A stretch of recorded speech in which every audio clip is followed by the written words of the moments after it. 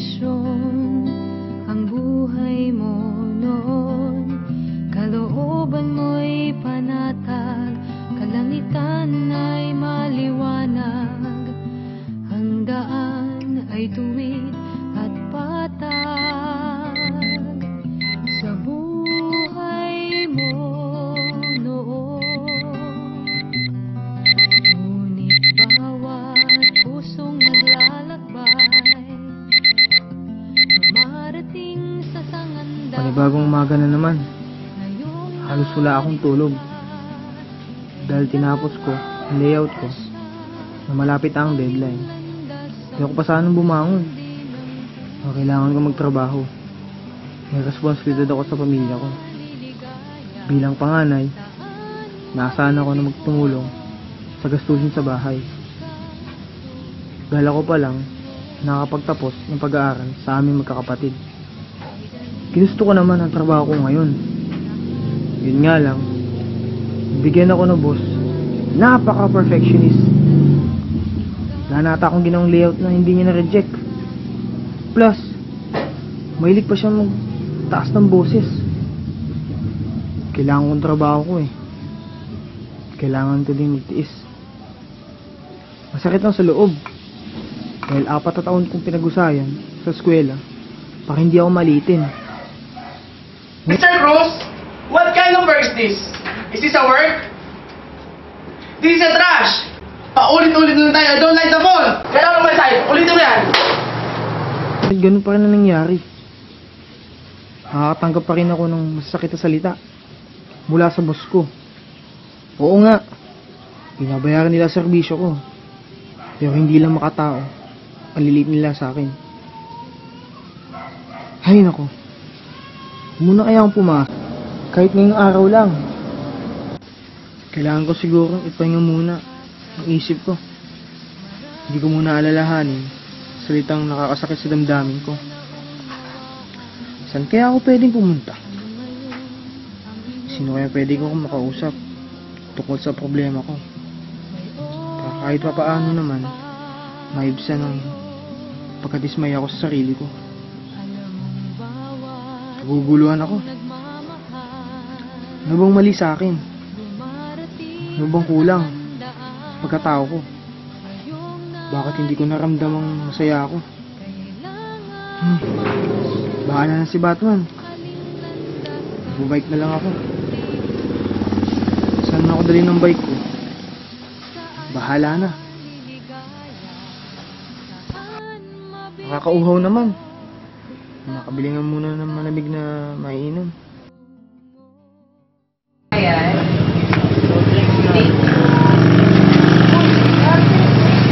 Uy, Poppy, ito okay lang. Dami kong ginagawa sa school.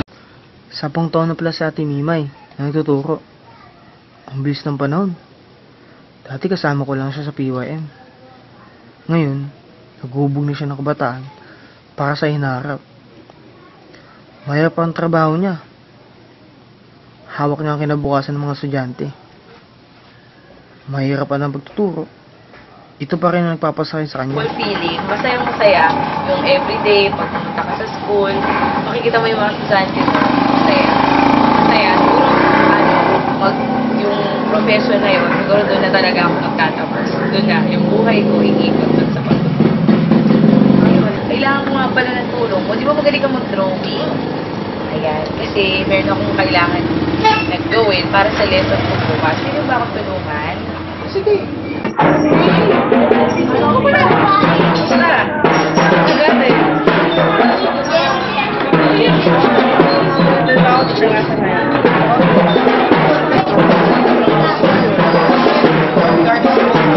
Yung trabaho mo eh. Parang internet, nagdodrawing-drawing ka rin. So, nagamit ko rin pala yung pinagdodrawing mo dati. Bayan.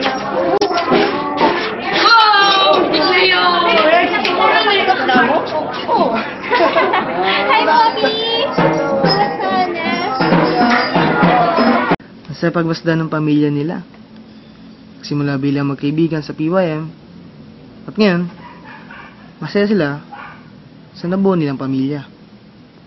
Because of their same passion of serving young people, na-build up nila ang isang partnership.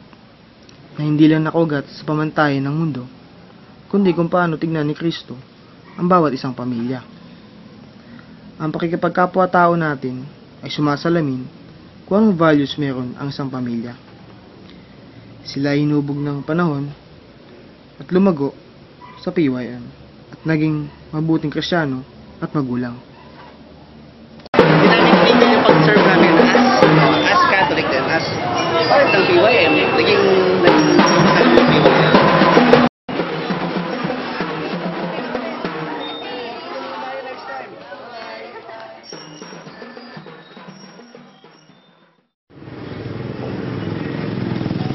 Gutom na ako?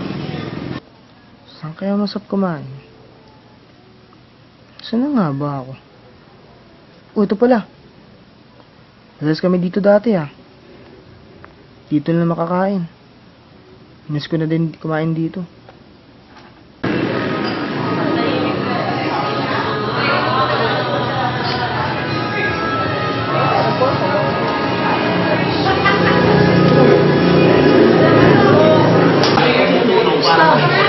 Okay naman.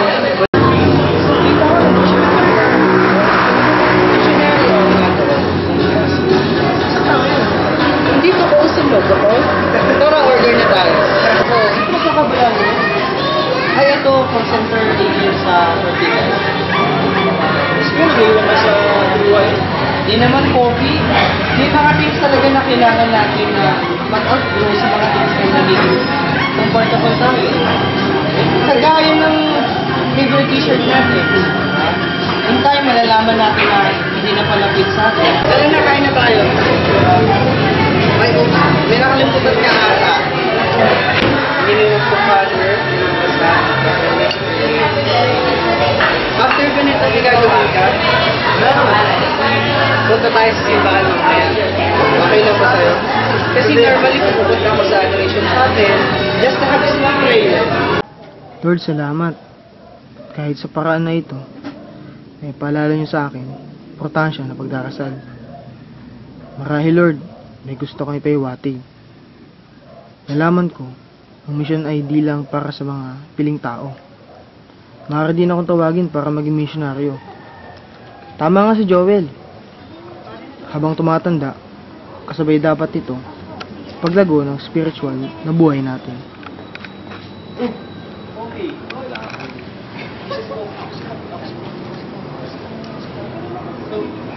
Bakit? Madri ako. Last na yan, Pat. Last na yan, Pat. Kamusta? Ito, okay naman. Long time. It's been a long time. Wow, ito, hindi ko nakalain na papare sa isang taon na lang. Papare na tayo.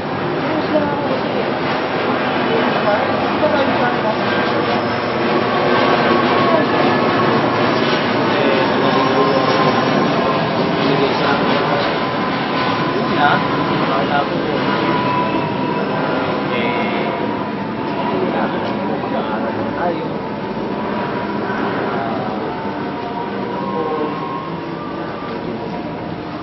Sabi lang tayo kung dapat nag-a-adjust. Pero nung tumagal, nasanay na rin. Nakapag-adjust na rin dun sa mga tao. Nakakasayo.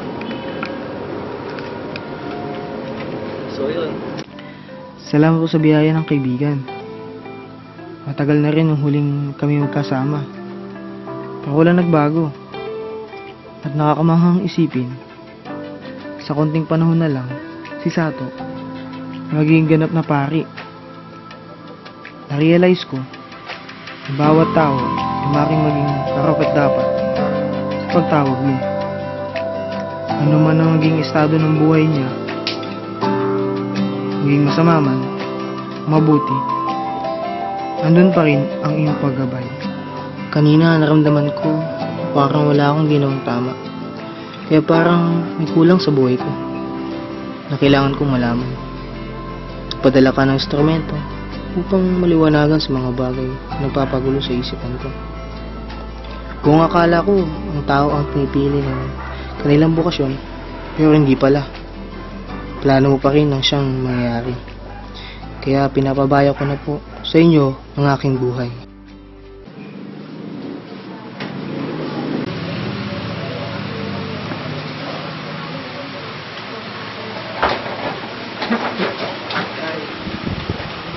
Oh, kapagaling. Bakit? Hindi ka pasok sa trabaho? Dito. Hindi ko kasi hindi napagalitan ng boss. Oh, yan ka na pala. Ito tatay mo. Oh, nakain na pala. Siya, tara, kain na. Meron, nakakain na. Opo, dyan na po. Nakain na.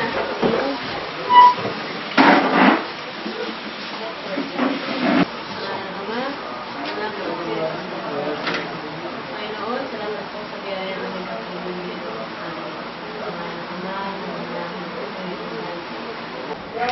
Po, pinalisasabi mo sa akin hindi ka pumasok sa trabaho? Opo. May event po kasi kami na may pinapagawa ko yung boss ko. Hanggang ngayon po, hindi ko pa natapos.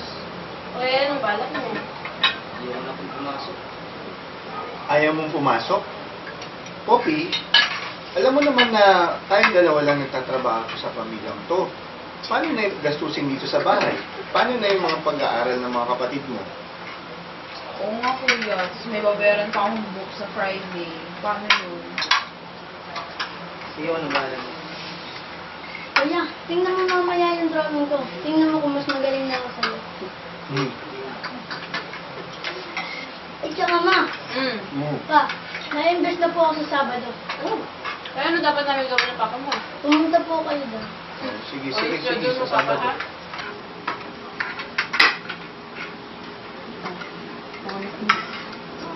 Oh, Jenna, anak. Kanina ka pang itinan ni Keisha. Ano bang meron? Nay, tay, nakapasa po ako sa congregation na in-applyan ko. Ano ibig sabihin nun? Nagamadan na po ako. Meron tayo, Madrid! Nagamadan na. Kaya ako para sa'yo. Pagdadasal mo kami, anak, ha? Ako, tay. Ano pa ba ang hinahanap ko? Nasa harapan ko na pala ang sagot sa lahat ng aking katanungan. Ito pala, Lord, ang gusto mong ipaiwatig sa akin. Kabilang ako sa isang pamilyang puno ng pagmamahalan na may pananampalataya sa Diyos. The best ka, Lord. Maraming salamat. Dahil pinarealize mo sa akin na ang aking bukasyon ay magsisimula sa paglilingkod ko sa aking pamilya. Katuwang na ako ng aking magulang upang makamit ng mga kapatid ko ang pangarap nila. Ngayon'y narito ka, may bagong pag-asa, maraming natutunan at ganap na naunawaan. Ano ngayon ang iyong gagawin? May oras pa ngayon. Alam mong bawat pusong nagmamahal dumarating sa sangandaan. Ngayong narito ka, kailangang magpasya. Aling landas ang susundin ng puso?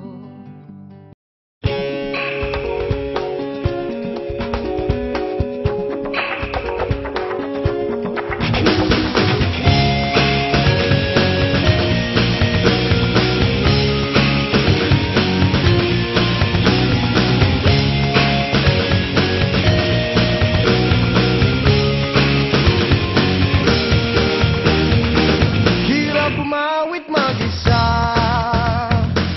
ang kasabay lumang gitara. Parang walang saysay ang kilos ko sa mundo. Pero ang kinabukasan mo, tungkulin ba ng ibang tao? Maghanap ng entablado mo sa ngayon. Huwag nagpagmasdan ang pangyayari.